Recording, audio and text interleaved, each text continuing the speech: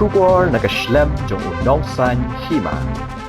Ka kinhun ya lekai jong ka Assam Rifles kala yo ban khore ka jinjob ha ka Lympung ya lekai football ba Shisngi yak beratip kum ka one day football match yak berpendong da ka Mawkaton Sports Club. Kani ka nam tam jong ka Assam Rifles kala wan hadien bakala la ban Pynliem no da saukul la arkul ka kinhun ya lekai jong ka Shillong Lajong Football Club lingba ka tiebreaker hadien ka jinyak khat da marshikul ha ka jinyak lekai persha Kebelalong harus skining kong jong kata yo Hamadan Mawkaton West Castle Hills kebelalong shisha ke jingle lekai ke ba itanat ba. Haba phai shakani ke Lympung ye lekai ba Shisngi hapdeng kini ki artri ki kin hun ye lekai ba pau. Haga jing shisha ke dei ke Shillong Lajong ke belayo ban thap ya ke kul ke baningkong. Haga minute ke ba khatsan lingba uribor el lingkhoi. Hendai haba betengi ke jingle lekai ke Assam Rifles. Haga minute ke balai pohonyo.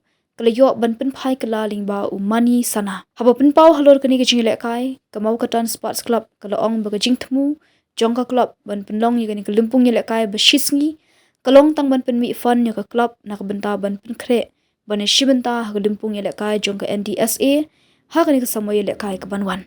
Ha kani ke sngi na lor kinong kit kam jongka club ladon langru usordar ke shnong Mawkaton uba amros lingkhoi kiriurang ba ki bala samru eki khusnam shabaro artli ki team.